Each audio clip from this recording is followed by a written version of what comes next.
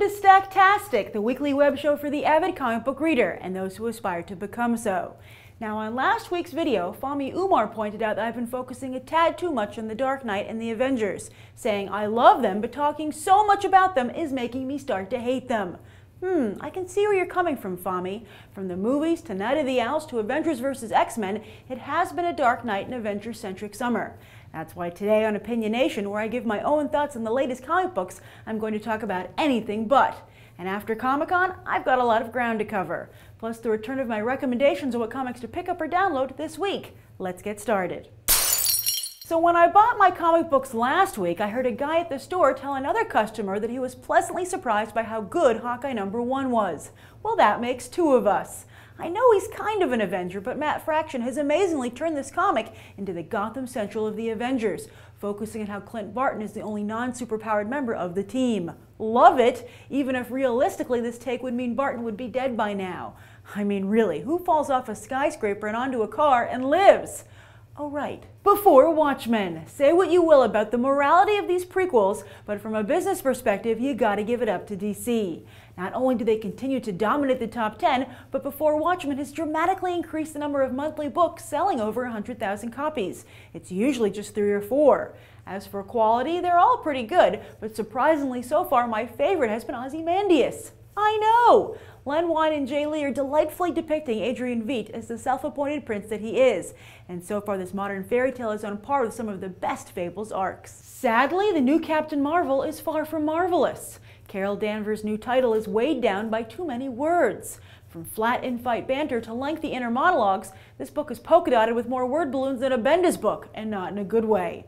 Dexter Soy's artwork isn't helping either.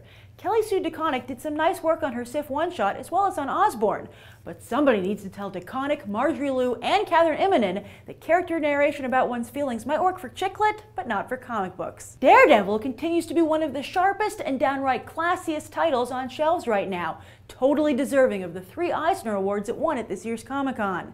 The Mega Crime and Punishment arc just wrapped, detailing one of the most interesting, clever, and disturbing torture scenarios of a superhero ever.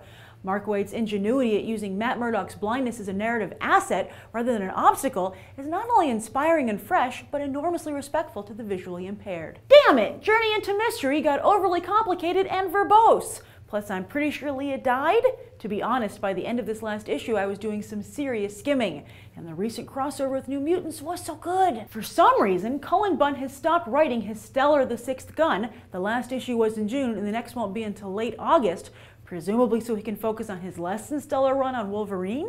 Yay! Resident Alien is going to become an ongoing. The original miniseries was a bit slow and didn't do much to capitalize on Harry's alien secret identity, but writer Peter Hogan and artist Steve Parkhouse have laid a very solid foundation here for moving forward.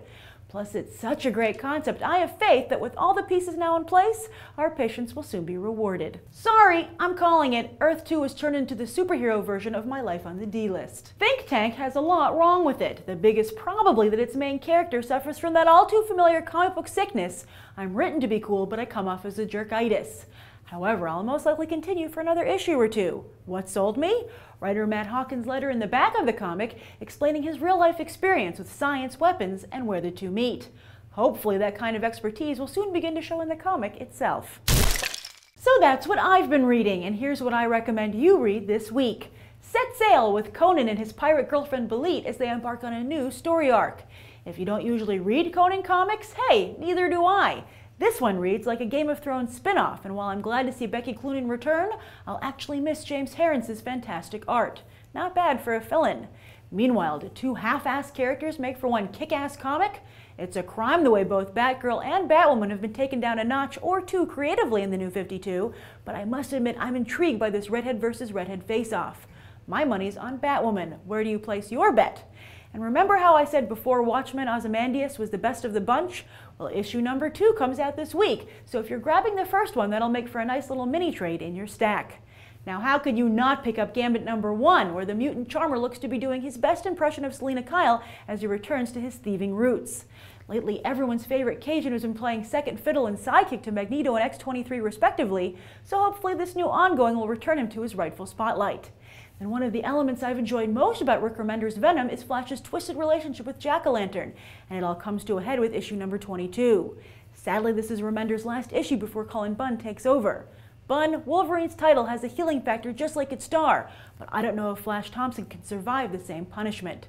And do you have Olympic fever? If so, head to London with Kevin Keller, who continues to not just be the most well-developed gay character in comics, but well-developed character in Archie comics, period. Finally, some people just don't like black and white, from movies to comics. Well, if that's been keeping you from reading Ani Press's Scott Pilgrim, then you're fresh out of excuses, as the first volume comes out this week in glorious color. It's also a sweet hardcover edition featuring never-before-seen extras and bonus material. It'll look very nice on your bookshelf and give you some major cool points with anyone who happens to see it sitting there. And that's this week's Stacktastic. I'm Grace Randolph for Think About the Ink and hope to see you back on Friday for Between the Pages. Until then, happy reading.